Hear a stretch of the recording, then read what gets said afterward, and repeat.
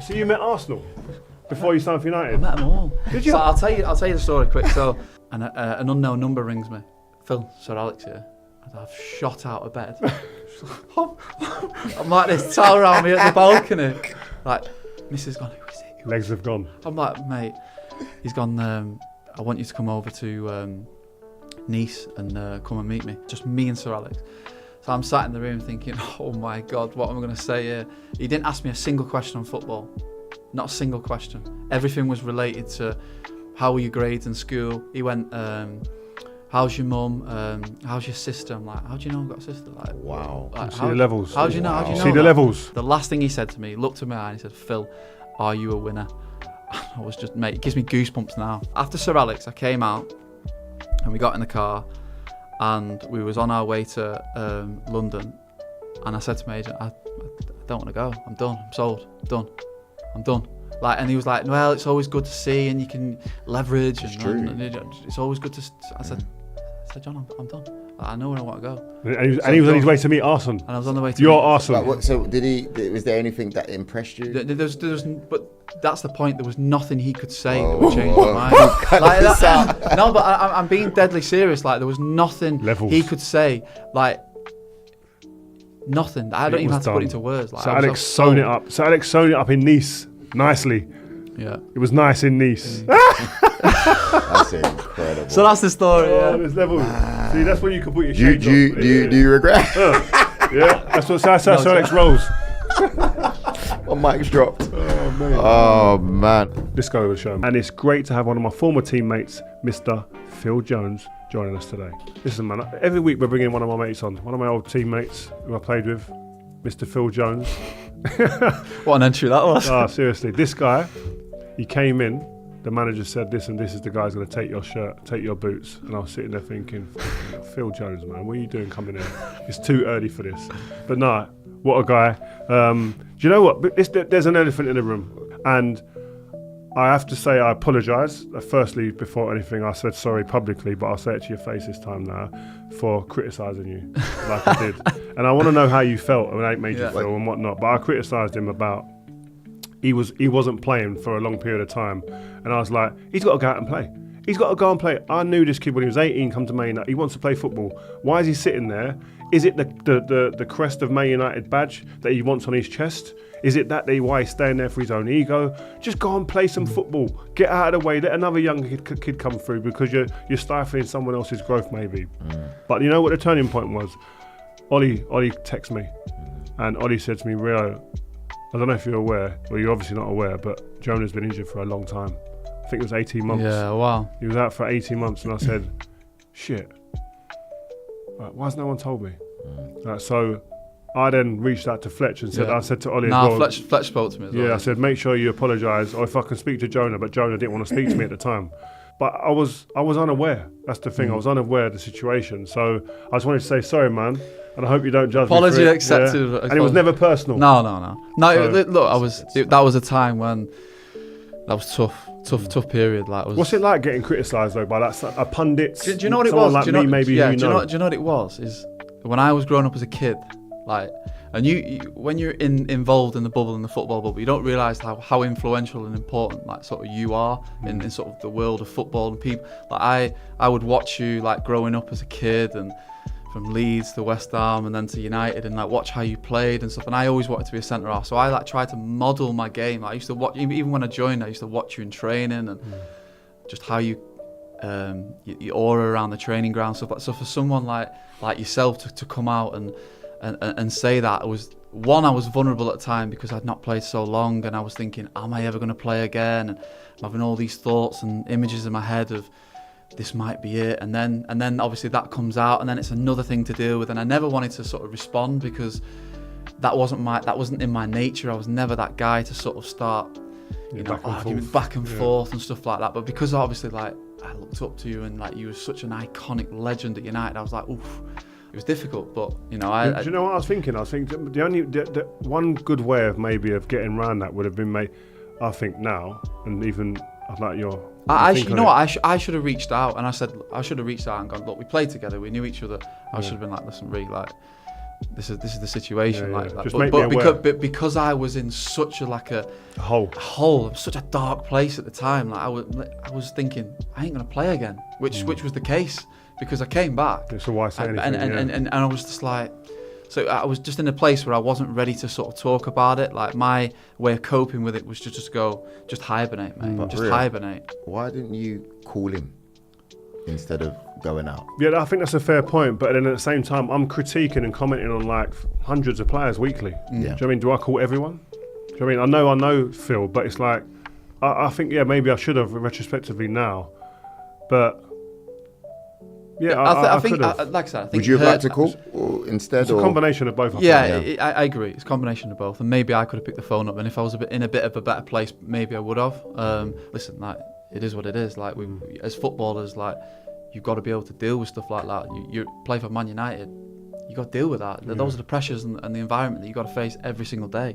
I always say that about players that are playing today, and I'd say it even now. If you've got an issue with something that someone said, just pick up the phone. Yeah. Find a way to get to like the likes of me or whoever it might be It's in not the hard media. to text someone and say, "Can you get me his number?" Yeah, or- exactly. You can get hold of me easy. Just get out and say, listen, you're probably not aware of this. There's something going on behind the scenes. Keep it between us, but just so you're aware next time you're commenting on me. And I think that goes such a long way into protecting you as a player, but also giving me the ammunition to kind of push back on other people and help you in that situation. So I think if you've ever got an issue, pick up the phone or an email.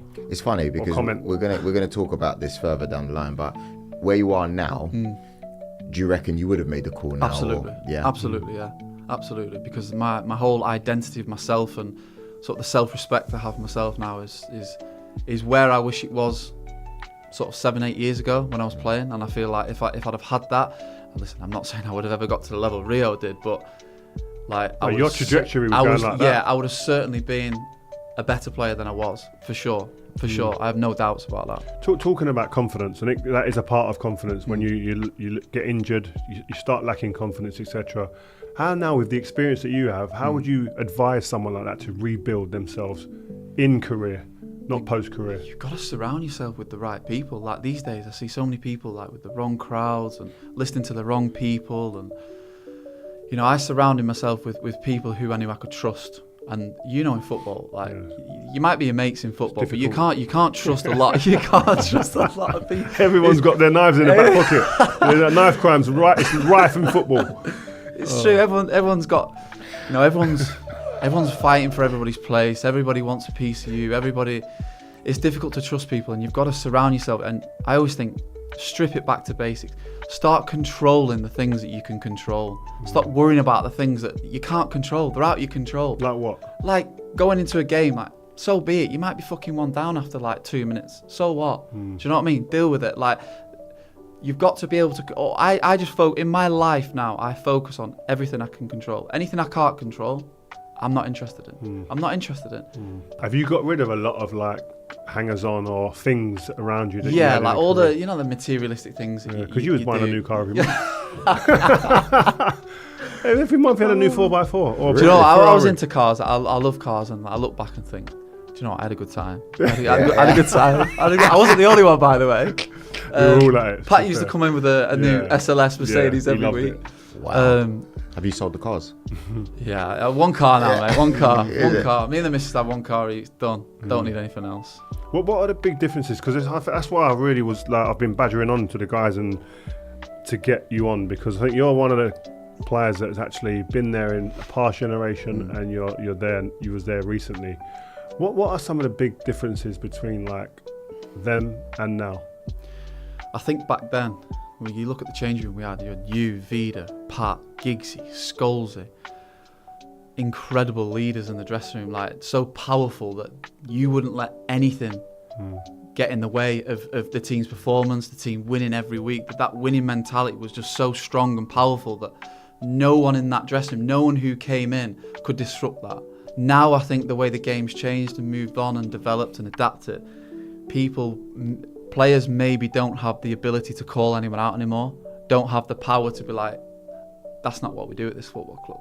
Like, you might do it at your other club, but don't come in here and start acting like that. It doesn't work here. Why And I'm not suggesting that happens every single day at the club. I'm just saying that, you know, if we lost a game, we'd be having a meeting the next day, not with the coaching staff and the managers. Like you or Giggsy would be taking a meeting saying, this ain't good enough. Losing one game, this is not good enough. This isn't. I remember we was away at Stoke, and it was my first season at United, and I was marking Crouch corners. I'm thinking, why can't you mark Crouch corners? My back. Yeah. Fucking Johnny Walters was like, it must have been last 10, 15 minutes. We're 1-0 up. It must have been 10, 15 corners, and I've got myself to every ball. I'm thinking, I'm doing well here against Crouch. He's so big. Yeah. He gets a run, the ball stands in the air, and the windy. It's impossible. Britannia, it's impossible. Someone gets a jump on you, bang. Especially him, it's a goal. The last corner, the last second of the game, bang, gets over me. Gets caught in the wind, bang, straight over me. 1-1. So I get into the changing room after the game. I'm thinking, well, bearing in mind, this is like my 10th game in at United. I'm thinking, well, I've done all right. It's not that bad. It's a draw. We've not got beat. And I remember the dressing room, the mood in the dressing room was like someone had died. And I'm thinking, everyone all right here? It's like, what's going on? Like, because I said to you, I turned around and said, bloody hell, I was like, drawn the game. Like, good point. I wanted a bit of validation that like, and he was like, nah, it's not good enough at this football club, mate. And that was the moment I was like, like that's the level we need to be at every single game. Like that changed my whole perspective of football. When did that change? Because you talk about how now sometimes players can come in and you know, you feel as if that winning culture can be disrupted. Sorry. I'll tell you when it changed. Well, I think from the outside, and you can correct me if I'm wrong. I rang Wazza when I saw Paul Pogba and Jesse Lingard dancing when we were 6th in the league on Instagram. And I rang Wazza and said, what is going on here? How are you allowing this? And he went, Ree, can't say nothing. Like, it's just not the same. The way anymore. the game's gone and Wayne Rooney couldn't say. Yeah, he said Wayne Rooney. Yeah, but he said to me, Ree. What'd you say? He said there's not only Jesse and Paul, there's a load of them all together, all looking at me like I'm mad if I say anything like this. Can you imagine that happening in the dressing room we were in? You get you get tortured. Yeah, and it was do you know what? It's not even about, and I don't remember that exact moment, but you know that winning and that was the same in training. Do you remember the day before games? I say to people, right, the day before game we used to do young be old. Yeah. Brilliant. 8 aside. I'm telling you now, other than the top games we used to play against Liverpool and City and that, those games were more intense than the actual game on a Saturday. Yeah. The Saturday game was become easier than the one on the Friday. You did not lose that game on the Friday. I've never believed you. I just thought you was. They think I'm gassing when I say things like this. All right, you did not lose that game on a Friday. I also don't have these type of conversations. Yeah. we went 1-0 up against these on a Friday, and these would be on at each other, like frothing, arguing, like frothing at the mouth, like. And they'd always find a way to turn it around. We'd hardly ever win. They always went one up. Always went one up. And they would start. And this is on a Friday. Yeah, they would all start celebrating, high fiving, like flipping, like. So who's that? Is that you? So we'd be Welbeck, me, Chrissy, Cleves, Welbs, the Silver Twins, Fabio, Rafa, Ando, Nani. So they'll be all like score a goal, go so 1 or 2 up, and then be going like 3 minutes in, and we'll be arguing between us, the older team, and then all of a sudden we'd get one, and these that would capitulate. We would they would fold. Absolute all off. We would melt, absolute melt. And then the whole day on a Friday, we'd travel to say London for an away game. Yeah. And these that will get abused. Any workshop? Well, what you got destroyed this morning? Wow, it was all about winning, basically. Just the culture. It was madness. Like you look back and think, like those are unbelievable times. Oh, so our team was like me, Vida, Scholesy, Patrice. Shazy, Patrice, Edwin in goal, obviously. Yeah, it used to be unbelievable. So you're saying when you spoke to Wazza, you could see that things had changed. But isn't it like a manager's job to protect that culture and the mentality? Do you know what I mean? It is, yeah. Or the staff above, the directors of football and whatnot, and the people that are running the football club to I always think, excuse me, as a manager, when Sir Alex walked into the canteen, like you knew he was there. You could be having your dinner, and you knew. You don't even have to see him. You know he's in the room. Like as a manager, like I'm not saying to that level, but you have to command the respect, and you have to create that aura that you are the boss, you are the leader, and you lead by example, the cliche or whatever. But he was so influential in that dressing room that when he left, and David Moyes come in, like, it was just a bit more of a nicey, high-fivey. Just didn't feel the same energy that you felt with Sir Alex. It's really hard to put into words. The intensity or the... Maybe little things, ever so slightly, little things that you would never have got away with under Sir Alex. Like what are they type of... I can't remember. I don't know. Turn up late to a meeting or strolling outside 5 minutes after the warm-up starts, or turn up late to the bus, or just tiny little details, or things on Instagram or social media that would never have happened, and you wouldn't have even thought about doing it. It just slowly started creeping in, and results obviously didn't help. We struggled, couldn't get the winning formula. Players were underperforming. We're asking ourselves why. I mean, honestly, when we won the league in 2013, when we lost the league in 2012, I mean, that was a disaster. That we're 12 points clear at Christmas, weren't we? 12 points clear. Mad. We never know. We might get our title back if City get. Julian's got it. He's cleaning it for me. Rio's back in for his win bonus. Do you remember that day when we lost it? Do you remember what do you remember from that day? I remember because I put pictures of me and you. I played right back. Yeah. Right. I had the worst body shape in the world. I had some flabby little. Played right back against Sunderland, and I remember we had to win because we lost. Remember we lost the game at City 1-0. It was like the pinnacle game. We just couldn't lose. If we drew the game, we win the league. And Company scored the header. Got caught on the Chrissy, and Chris Knowles. He's caught the header. So we was away at Sunderland. We win the game 1-0. Assist, by the way, for Wazza. Okay. Right back. And I remember our game's finished, and I walked off the pitch, and Berber's gone to me. It's done. So I'm thinking, we've done it. We won the league. Berber. Done. Berber. So I'm thinking we've done it. And anyway, as it transpires, the game's not finished. And then obviously, I can't even name him. Goes and scores. Yeah. And that was it. Like the feeling was. Do you remember the changing room? Oh, I've never been in a dressing room like that before. Never. It was just. Right. What did Sir Alex say? He said, "You experienced players you've run this course, you've been here, but." You young ones, and he named like you, Chrissy Smalling, Welbs, Clevs, etc. I said, you listen now, and you remember the faces out there, because the Sunderland fans were laughing at us and they were cheering when the goal went. Yeah, they were. So he said, you remember their faces, you remember what it's like, and you remember this feeling here now. It don't happen the again. day you come back into pre-season next season, and you don't let that happen again and repeat yourself. We won the league the next season, just so you know. Under Sir Alex, mate, he would go around the dressing room, and he'd look at every single one of you, and he'd be like. He'd go, Phil, you're in my team, and this is why I signed you, because of these attributes. This is what you bring to us. Like, honestly, I would go out, even if I'd have had a stinker the game before, I would go out 10 foot tall. And I'd look in the other side of the dressing room or the other side of the tunnel we were playing against and think, we've won. He made me feel like I was miles better than I was. I mean, he said it as well. But I just felt so comfortable walking out onto the pitch. Because when you came, I was like, right, I'd heard of you before, and I'd seen clips and whatnot, and then you come, and obviously you're a centre back, so I'm sitting there going, right, are you bringing him trying to replace me or Vida? Who is it, etc. So then I'm watching you in training, watching you in games, and I'm thinking, he don't have no fear. He going in there and just like smashing people, passing. But that fear is what I lost.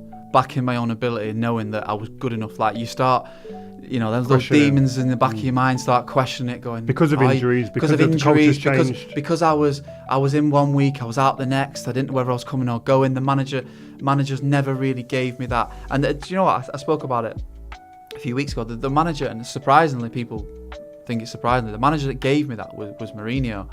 He gave me that confidence to knowing that I was playing. I was playing every game. I think me and Marcus Rocco played at the back for like 21 games in a row, like straight. Probably one of the best. If I look back now at the statistics, probably one of the best period after Sir Alex I had sustained running the teams. Me and Marcus Rocco at the back, we had so many clean sheets together, and we just knew that we was playing together week in, week out. We knew exactly each other's game. I knew what he brought, he knew what I brought. We had a great relationship. Distances were perfect on the pitch. That takes me to a point for now, actually. You just bring it forward to today, and the United of today, they're changing centre halves. I think the game from midweek against Porto, the manager said, I'm rotating my two centre halves. Johnny Evans, who was man of the match, and Harry Maguire come in. How would you have dealt with that? Because my head would have been gone. So difficult to get a relationship and build a relationship with a player who's in 1 minute, out the next. He's swapping, he's rotating.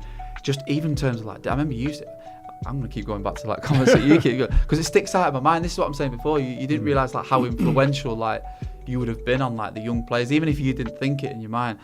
I remember you saying to me like before the game and saying, listen, like just talk to me, anything, just give me information. It doesn't matter left, right, Rio, open up, go in, like anything, just talk shit to me. It doesn't matter, just talk anything to me in the game. How difficult was it for you to play left or right, or were you fine? Do you know what? Right, I never really. Back then, when I first joined, just to play was enough for me. Like right back, as a 6, on the right, on the left. You always used to play on the right. If I was playing with you, you'd always go on the left, and I think Sir Alex would see that I'm obviously more comfortable. You were so good on the ball that it didn't matter if he was popping it out on the left foot, that you could deal with that, where he probably wanted me to feel a bit more comfortable. If the ball was coming from me to you, I can open out, step in, take the centre striker out of the game. Nowadays, managers are a lot more analytical in terms of they prefer a left-footed player playing left side centre half. Van Gaal was a prime example of that. We went and tore when Giggsy was under Van Gaal as well and helping out on the coaching staff, and he wouldn't play a right-footed player on the left side. And it came to a game where I think the left footer got injured. Daley Blind or Marcus, or one of them got injured. Marcus Rashford might have been, and we played Liverpool in a friendly in Miami, and I played left side and played brilliant. Like probably really good game, standout performer, never gave the ball away, calm, composed, stepping in when I needed to, reading the game, aggressive, and I was just, you walk off the pitch and you're like, you don't need anybody to tell you where you played well or not. And I remember Giggsy just come to me saying, well, I think that puts that one to bed. Like, no as if terms, because he was saying that, he kept saying to me, like, I don't know why he's persistent on playing not you. Do you know what I mean? Why is he not persistent? Because you're right footed, not playing the left side. But and then I start. But people just, that's what certain managers like that, prefer that. Yeah, Ten Hag likes that. I just want to go back to confidence. You spoke about confidence as yourself in being a centre back. Obviously, we spoke about some of the current United players. One of the questions we were talking about beforehand was, how did they get out of this rut? There's certain things in football that are non-negotiables, like you run, you sprint when you need to, and you win your duels, and you tackle, and you feed off that energy from everybody else. Like, sorry, that's not position specific, by the way. That's every position. I'm not talking. I watched the Tottenham game yesterday, and I don't care about tactically. Yesterday, it had nothing to do with their collapse. Nothing to do tactically. People might say, "Oh, you'd have put a body in midfield to try and create an overload in there, get a bit more control of the game." Nothing to do. They were 2-0 up. They started thinking a bit more comfortable, a bit easy-ozy on the ball, not getting up to players, not doing the hard yards, and people say, "Oh, that's You saw dinosaur." that last goal. That's dinosaur football. Yeah. No, it's not. There's nothing to do tactically. You want to come off that. You want to come off that for a second, and you'll get done like that. I think the manager said that in his press conference. He came out and said that we stopped winning duels, we stopped doing this, stopped doing the fundamentals, what you would expect. You expect every single game. There's a level of intensity and aggression that you have to play the game for 90 minutes. Is that on, because the fans talk about this and they will argue in pubs around the country, is that on the players or is that responsibility of the manager to get that out of them? I think that's the players. Like, of course, the manager has to give them that energy and has to feed that back into the players. But the players have got to take responsibility and think, well, hang on a minute. Because if that was you and you were 2-1 down in a game, 2-0 up in a game, and last 10 minutes someone gets a goal, you're dragging everyone together and you're saying, you start getting up to players. You take responsibility on the pitch. And of course, the game's moved. Everyone's analysing every little detail of the game these days, tactically, in possession, out of possession. That game for me yesterday just had nothing to do with that whatsoever. It was just... Yeah, them goals were a joke as well, man. Like, especially that last one when he took it down the bar line and crossed it in. He literally just stopped. He didn't track back. But another player, when we're talking about centre-backs, of course, probably man of the match for United, that's a strong word, but the standout player was probably Johnny Evans. At that age, performing the way he's doing. It doesn't surprise me though. Like, he's a top player. Like, people say, oh, he's 35, but he's a top player. He should have had another 12 years probably at Man United. I agree. Yeah, like, I said it when as soon as they sold him, I said, "Whoa, who sanctioned this?" Yeah. I said it publicly. It was Van Gaal, wasn't it? Van Gaal, and I was like, "How can you let him go? He's arguably your best defender there, experienced as well, because he's older than you, and he's experienced he- more him and Chris Smalling. I was like, you can't let him go. Yeah. He understands the fabric of the club, Yeah. and if you're thinking about building and keeping a culture, you need people that who've Know been how. there, grew up at the club. He's one of them, and you could have built that around him. Yeah. Not that, and the amount of partnerships they've tried to create, the amount of centre halves they've bought since, none. And I was thinking after the Porto game, I'm thinking the manager's obviously got decisions to make. Johnny coming in and being man of the match wasn't a surprise to me, because I know how quality he is, and the qualities he's got. He's comfortable on the ball. He reads the game well. He's an organiser. He's a leader. He's played for Man United before. He knows what it takes to play for the club. How many leaders are there in there? It's hard to get all your leaders on the pitch, and you look at De Ligt. He's come from Juventus and Bayern Munich, and you think, wow, like, you've played at top clubs there. But I always say this, like, how many times have we seen it where it's such a heavy shirt to wear? Is the United shirt? It's a heavy shirt to wear, and we've seen so many players over the years who have come and just I'm not talking about him. I'm saying so many players who have underperformed and just not been able to get up to the level. I look at Angel Di Maria and I think, wow. I remember his first game away. The dink. No, but yeah, over at Leicester. But I remember his first game away at Burnley. I remember him getting into the dressing room, tight as anything. I remember looking at him thinking, like, he looked like a little lost soul, bless him. And he just got absolutely battered, all over, just absolutely mullered. Every time he got the ball, whack, like, and just never really got United. Maybe the manager didn't help. He didn't get along with the manager, but I've seen so many players, because the shirt's so heavy, that don't perform, then go on to do so well in the career. Try and let us understand a little bit more. Like, what is that? What is that? Pressure to win every game. Every game you win. The pressure, the fans, the expectancy, and rightly so. We've been so used to winning for so long that's the level. Like, you come to Man United, you get to that level, or you're out the door. So who are the voices in there now? Who would you go? Well, obviously Johnny, because he's such an experienced player. I think Harry's got to be up there, because he's played at a top level for England, and he's been at the club a while now, so he should know what it takes. But I just feel like the what I was saying earlier, where you would pull people in and sort of have that meeting yourselves, forget about the staff. You didn't care what they thought, it was about what you thought in the dressing room. I don't think there's probably those types of players anymore who would anywhere who would grab the lads and go, this is where we're at, this is where we need to get to. Everyone needs to be on board with it. Maybe you see it all the time at clubs now. There's always fractious relationships with different players, or he doesn't respect him as much, or he's talking behind his back, or there just was none of that. There was none of that when we were playing, none of it. So how did you feel though? Because you're talking about, there's obviously a crossover with the generations. Yeah. There's the Sir Alex era and there's today's football, etc. How did it make you feel when you're sitting there going, obviously there's changes, you remember what it was like with Sir Alex and you see what it's like now. How does that make you feel? You sort of go with the wind. It's like tumbleweed. You just travel along with whatever's going. It was difficult, and because I was so young still at the time. I mean, when David Moyes came, I was still only 21. Wow. 21. So like I was by no means a mature player in that team. I was still looking around, wanting help from the Giggsies and Scholesies and Carras to pull me through it. Do you know the best players I look at now and think, like Jude Bellingham at Real Madrid?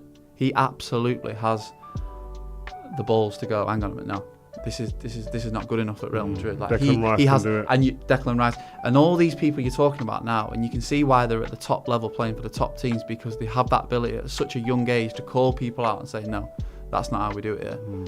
And that for me separates the weak from the and maybe I look back and think I was a bit naive, a bit vulnerable, a bit insecure. But I think it separates leaders as well. Like, real leaders aren't afraid to have difficult conversations, aren't afraid to maybe fall out in a conversation, but at the end of it, be man enough and mature enough to go, well, but cool, listen, we move together. Like, bring it back to actually where we are joined at the hip with this, but I'm going to tell you how I really feel. And those honest conversations don't seem as happening as often. I remember once a game we had at Wigan away. Do you remember when we pretty much lost the league at Wigan? It was short corner, Sean Maloney bent it in the far corner, we lost 1-0. and was in like the 90th minute, and Nani, bless him, he's on the sideline doing all of his step overs on 95th minute. I'm just pass me the ball. So I screamed at him. I said, pass me the fucking ball. And like, anyway, coming to the changing room after the game, do you remember or not? He's coming saying, I will break your face. I will break your face. So I'm thinking, I'm shitting myself going, what am I going to do here? Like, I'm just going to have to back myself here. And the manager come in going, everyone sit down. I was like, yeah, sit down. Like, cheers, Gaffer. Yeah, but Nani didn't mind a tear up, by the way. Yeah. Really? I see him punch up a few people in the training ground. Oh, is it? Yeah, like he broke one of the young lads' ribs. He's out of order, to be fair. Remember David Petrucci? David Petrucci. Yeah. He was in the gym. Yeah, in the gym. They had a spat outside. Yeah. So the Rezzies came to train. Was you there? Yeah, so the Rezzies came to train with a few of the first team. And what they were doing, they're having a bit. We'd obviously lost the game before. Yeah. So there's a bit of. That's the thing. After a game that we lost, the next day's training used to be like. Oh, you'd be. Hard training session, like. Are people getting called out? No, but everyone, you'd be flying into challenges. No problem. Flying into challenges. PK held a little slap once as well from. I wasn't there when PK was there. Do you remember that? He kept throwing. I wasn't there, PK. He kept throwing. You know, you get on the plane and you get the little wet towels. Yeah. To wash your hands. A few of the lads were throwing them at Nani's head, and PK kept doing it and getting someone else who's throwing it, and Nani turned around and said, "Listen, stop, whoever it is, stop." And then the whole flight went on. We got there. This is, I don't know, a 2-hour flight or something like that. As you're landing, someone throwing pillows at his head or whatever. Got up. You know, you're in the aisle waiting to get off. And then I think Gerard came through, whatever, and Nani just turned around and went, PK was like, "Now, what day is it?" He said, "Don't take the piss, huh? Don't take the piss." Oh, it's funny. What would the coaching staff or the manager say about Nothing. things like that? Did you just govern yourself, basically? Nothing. No one. The changing room governed. You police yourself. yourself. Policed it. Yeah. Yeah. And I think that's healthy. Yeah, healthy. Like the manager. You know, I think if I go into management, hopefully I do. Like I wouldn't be policing the dressing room. Like that's up to the players to stamp things out or to organise the players in the way they want to work, fines and all that sort of stuff. I'm not a teacher. I'm not a professor. They're grown up. They know what to do. They know right from wrong. So police it yourselves. I mean, you talk about you want to go into management. It's going to be very different in today's world, it is, especially what you're used to. Yeah, and the current Man United manager, Erik ten Hag, he's obviously under a lot of pressure. What have you made of him so far? Well, to be fair, I had one training session. I came back, start pre-season, thinking, right, try and gain a bit of momentum. And I remember I walked out, passed my first ball in training, and I just walked over to the physio and said, "This is my last training session." And to this day, it was my last training session. Wow. But he's obviously got his ideas from coming from Ajax and the way he wants to play, and he's not obviously been able to implement that as much as probably you would have liked. I just think it's so difficult. I think I look at the best managers, look at Mikel Arteta, I look at Guardiola, I look at Klopp, I look at Diego Simeone, look at Antonio Conte. The energy and the passion that they bring, like to the team. You see them on a touchline, and you look over and you think, "Wow, I'd love to play for him. I'd love to play." You look at Klopp, you look at Diego Simeone. Like a training session is just like it's like a game for him. Like they're just built different. Like, and I think a new manager going into a club, especially a young manager, I think you have to go in and command the respect of the players, and it's up to you to do that. That's not the players to. That's up to you to go in, and however you go about your day to day, how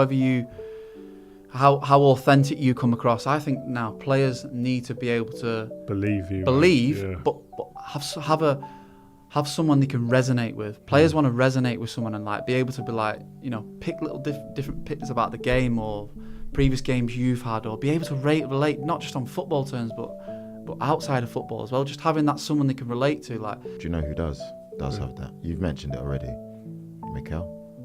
What? At Arsenal. This ain't the Arsenal chat. No. Why are you bringing it back to Arsenal? I'm just saying, Phil, I'm sure, look, you watched the game. Is this Gunners TV? Unbelievable. Yeah, no, if you look at him, everything you've mentioned there, right? I felt like I was talking to Mikel himself. Like, seriously, coming in, commanding the respect. He had the issues with Aubameyang. You know, there was a few players that you could tell. But he's come in, bang, dealt with that. Straight away. The players straight away have gone, whew. Yeah. He's a big character in the dressing room. He's dealt with that like that. Done. Next one. Exactly. And players have gone. Players from either our generation, Phil's generation or current generation see bullshitters. You can't bullshit. You can't bluff players. You can't bluff. If you can't bluff players. Players will see Players see straight through it. And then they'll talk, and then it becomes cancerous within the training ground. It spreads. And they will have you, in this generation, they will have you clean off. Off. No. Have you seen it? No messing, yeah. See, sorry, I know you got a question to ask, but No, I haven't. besides Sir Alex, who had that clear instruction for you? Like, you've played under some top managers. Like, who would you say? So I would go back and say Van Gaal was tactically one of the best I've played under. Tactically, brilliant. Every player walked onto the pitch and knew exactly what you were doing in that game. You didn't have to overthink anything. You knew what you was doing, what your job was. I think probably what let him down was maybe the man management side of things and communicating with the players. He was tactically brilliant, and then I always say, like, other than Sir Alex, the manager who got the best out of me was Mourinho, and I wasn't even playing under Mourinho at the start. He came in, and obviously I'd been injured with my knee, and slowly but surely I got back into the team, and I remember him texting me after a game and saying, like, well done, go and take the missus out for some food tonight. Don't need you at the weekend. Got a cup game. Little touches, isn't it? Little touches like that, Nice. Like the respect I had for him was and you know what? Like he's even like nailed me in the past and in front of players. I remember I came back and I went away when international duty, and obviously he understood my knee and the pathology of my knee at the time, and I was playing every single game, and he didn't want me to go away with England or just play one game. I ended up playing 2 games, but as a player, how are you going and saying I just need to play 1 game, boss? Like I'm not leave me out of that one. Like you're never saying that, because it's a cap, man. You want to play for your country. Like it's incredible feeling playing for your country. Came back and he just absolutely nailed me in the dressing room in front. Well, in the massage bit, there's a few players in there, and he said, "You fucked me. You fucked me." Is that what he said? Do you know what? I look back now and I laugh. Like, but even was that, he serious? He was so serious. Did you crumble a little bit? I absolutely moonwalked out. And all the other players were like, just Whoa. like in the dressing room, like I don't know what to say. But even that, like I just had so much respect. Yeah, he for still him. had you on side. Like he knew how to get the best out of me. And I know he's Marmite to some people, and people like him and people don't. But he was top with me. Well, let's bring it to now. We've got questions, man, because we get questions from all the listeners and people that watch. So we've got some that are coming in across some different episodes. But Ashley Stephen on Twitter: how long are United going to continue setting lower and lower standards before we do something to stop it? We have 8 points after 7 games, and the manager says we are getting better. Do you agree? Ooh, You hold your thought for a minute. I don't want to hear Okay, nothing cool. from you. You're Arsenal. Look, this is a tough one, because obviously 13 years at Man United, I'm helping the 18s now on Mondays and Fridays and the games and stuff, and I've enjoyed that, and it's hard for me to... So you better sit on the fence. Is that what you're saying?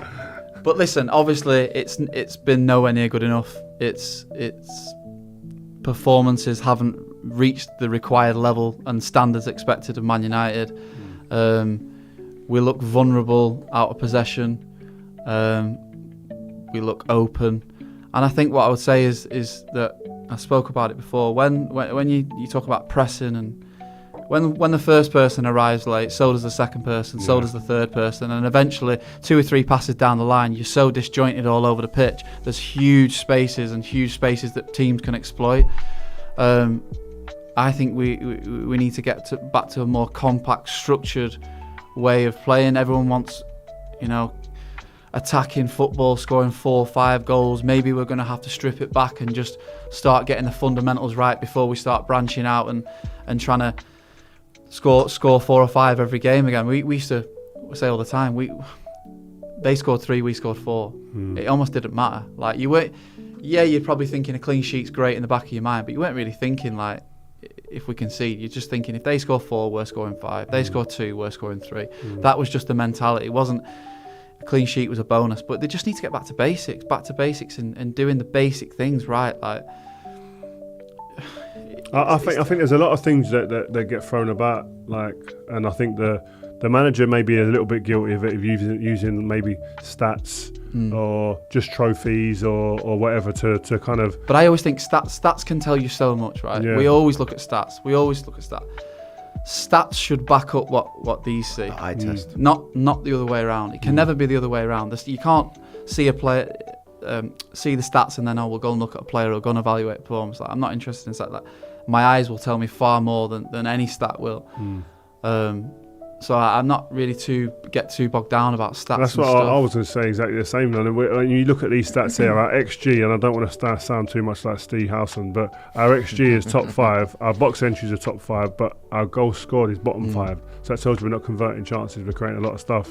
And our XG against, we rank bottom, and our XT against, which I don't, what's that XT?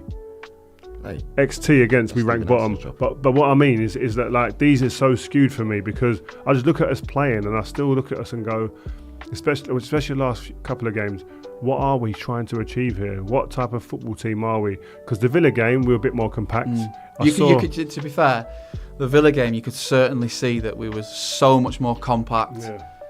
We flooded. You see Rashford coming straight into the middle of the park, creating another body. It was really hard to play. It was really hard to play through the line. I don't know I'd like to see I know talk about stats here, I'm just killing myself. But I'd like to see the stat on actually how many times the line got broken through us on Villa. Like not very many against Villa. Where in the previous games it's been so easy to play through the lines in the little pockets, turn straight onto the back line. Yeah.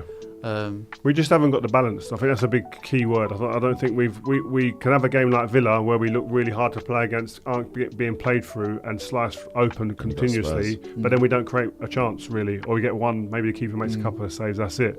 But I just don't, when you look at the eye test, it's like I don't see combinations and structure of play getting us through the thirds of the pitch that suggests to me that this is what we are.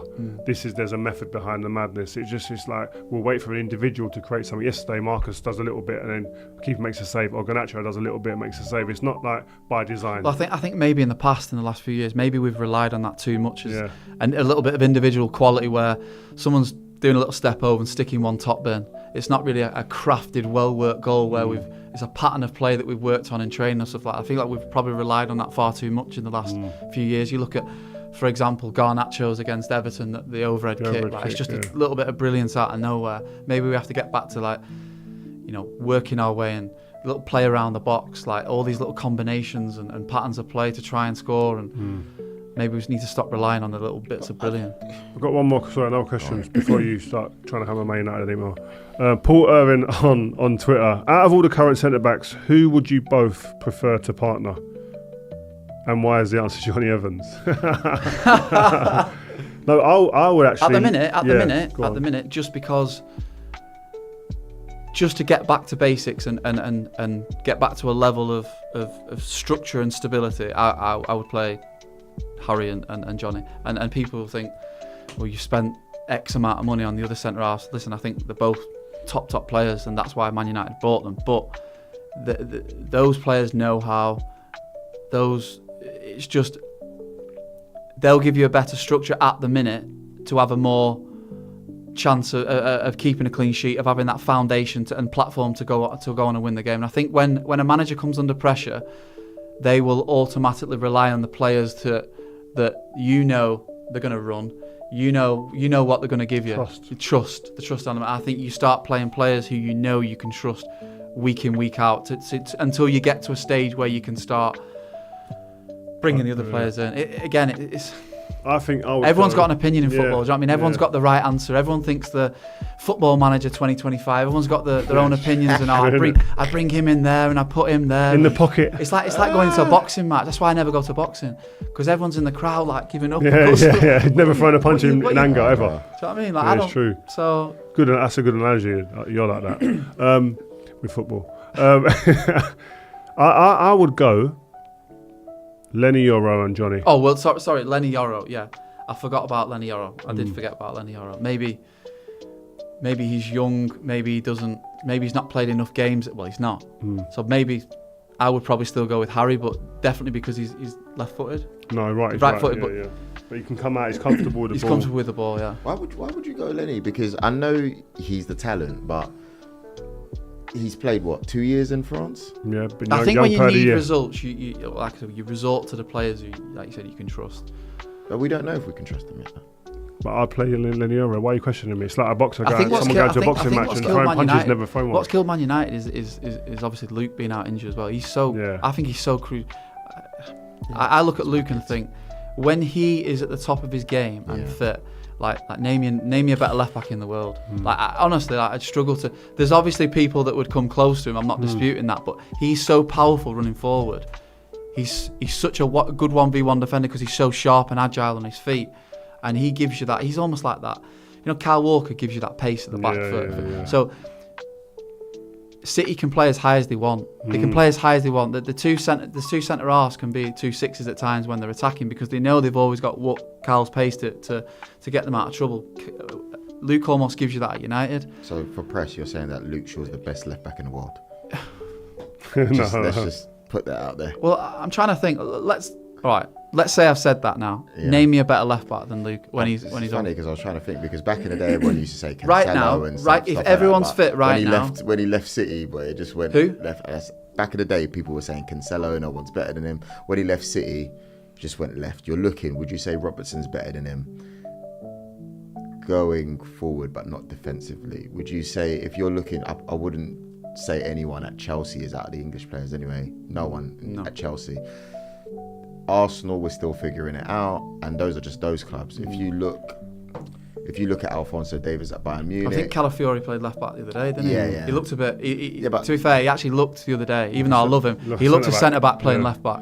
yeah, but we can't put him in the conversation. It's too soon. I think the thing with Luke Shaw, I'm 100%. When he's fit, he's arguably one of the best left backs in the world, right? But the problem is availability. If you're not availability, then You can't be deemed in that, it's like it's pointless almost. Not pointless, but it's like, well, it's a bit like your situation. I get it. That, centre half. You can't put me in the category because I've not been fit enough to. Yeah, consistently over a period of time. But when he's fit and plays, he doesn't let you down. He's top. But like, how long are Man United gonna have to wait for him to get fit? But also, then there's still question marks. Does he stay fit? I'll tell you what then. With the question that came in before, give me your starting 11 for United now then. Ooh.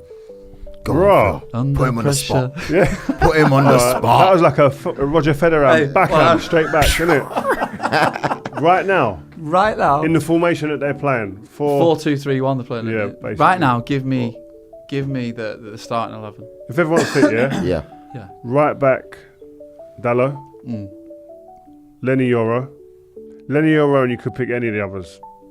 But I'm going to go Johnny. I'm going to go Johnny because of his experience and next to a young Lenny Yoro to pull him through and to communicate and to help him through at times and understand the task ahead with a bit more clarity.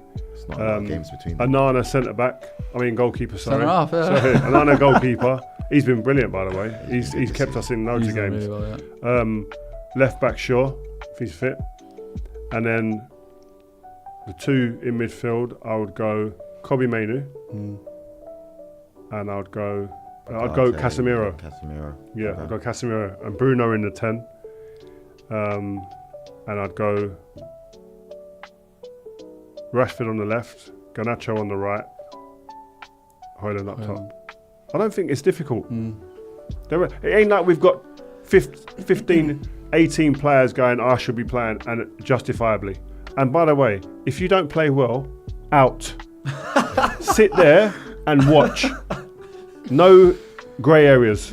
Get out, sit there, sit next to me and watch and learn how you're meant to do it. And when you come in, you better keep him out now. But you say that, and I think, okay, maybe behind the scenes he can say that, but you've noticed when he's done that in the past with Sancho and he's done it with Rashford, have you noticed he's dropping players now, but he's being a little bit cute with it. If you look at Martinez on the weekend, it's like, oh, whatever he said about it. But you know really what, this is my thing, yeah?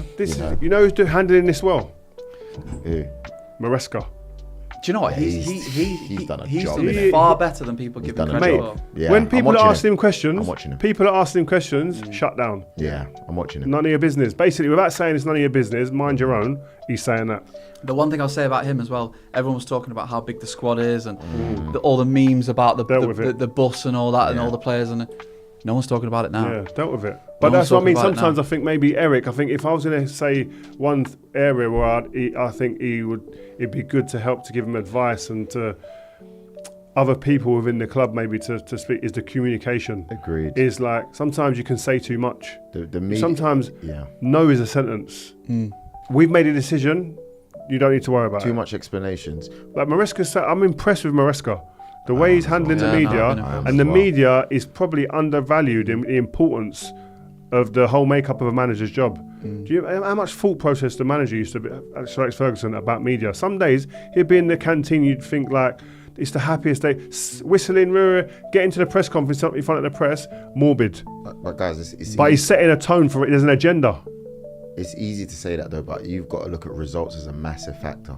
You know, when you're winning or you're doing all right. It's easier. All right. It's easier. Yesterday they got a draw, Chelsea, whatnot. But in general. Yeah, but Mourinho ain't won for a bit. My man still has the agenda set before a press conference. But Mourinho is a different. He's over there. Yeah, but you can't chat to him. He can retire now and he's good. So it's different levels. I think with someone like Eric, I don't think his media game is strong at all. In fact, I think it lets him down. How good's Postecoglou in front of the camera? Brilliant. On slot. But all I'm saying, these men ain't won yet. Yeah, but again, they're media trained well, I think. How do you know they're media trained? Because you hear them. Like the other day, after they beat you guys 3-0, do you remember? Why are you bringing that up again? You saw Arnslot came out and within 30 seconds... You keep going back to this rubbish. No, well done. He's analysed the game well. Well done. Seconds, everybody he should be a pundit then, not a manager. No, but it goes back to what Phil was saying. Against United, it goes back to what you're saying. When you said LVG, you said everybody knows what they have to do. And it just feels like... It was a good bit of punditry. No, it just feels like nobody knows what to do. And you can see it on the pitch. You can see sometimes the players are moving up too much. You know, there's a confusion there and you can see it when he's speaking. Well, maybe sometimes like it's information overload. Like I look back now and think, how many times did we do an 11v11 before a game? Can't tell you. Really? Can't tell you. No. Now, people will say, well, the game's moved on, it's adapted, and this is what we do now, and this is how we do it. Great. And I agree. The game has moved on, and you have to go with that. We never did an 11v11. Never. It's mad, we never... I can't remember standing in a set play meeting. I can't remember... You said this. I can't remember... You think I'm guessing? There was no need for a TV in the pre-match talk. It was just the manager talking to us. We didn't need to see the team, or we didn't need to see any patterns of play, or first man goes to the front post, second man spins around the back, he comes here, and it's probably needed in today's game because the game, everyone's so tactically spot on these days, and I do agree with it. But back then, my God, we didn't do anything. We just turned up, played, and won the game. We're Man United. Simple as that. That's all it was. We are Man United. You've got to come and try and beat us. Rio said, and I don't know if it's the same for you, that he never got coached once on defending by Sir Alex. Never. He said one thing to me, or maybe two. Something about Bellamy before a game at Newcastle St James's, and one thing about Suarez. That's it. No, I agree. I never had any. But it goes back to what he said, that he bought you because you're this. Yeah. He bought you because you're this. You knew why you were there, so do it. So just keep doing what I bought you for. That's it. Don't complicate it. And that's what sometimes I think a lot of young players, especially, and even the current. But the young players that are struggling, I think that's where they go wrong. They forget what they overthink, they overanalyze. There's too much information going on. There's too many patterns of play from the back. We've got this one, we've got that one. It's like having an NFL. Where we've got all the playbook where they got 55. But you got to get the balance right, because you said earlier on that there isn't enough patterns to play at Man United. No, there absolutely is a time and a place. I'm not saying there's not. You need that in your team, and the way the game's gone, it's very tactical. It's a tactical battle, creating overloads in all different. The game is basically about creating overloads in all different areas on the pitch these days. If you can do that in a system that suits you and that suits the players, you've got a great chance. Right, it's mad. One of my boys plays for Brighton. He's a keeper, and he says that I've got like a list of 10 solutions. I'll have a scenario that appears in the game, and I can go through 10 different ways of getting out of that through. It's like I've got a data downloaded into me that does that. I can do that. It is different. Whereas us, it was like you get the ball. If you're in a bit of a bad spot when you receive the ball, right, work it out. Find your way out. I bought you because you know how to get out of these situations. You can create a moment. So, otherwise, you wouldn't be at Man United. Yeah, otherwise you don't get signed.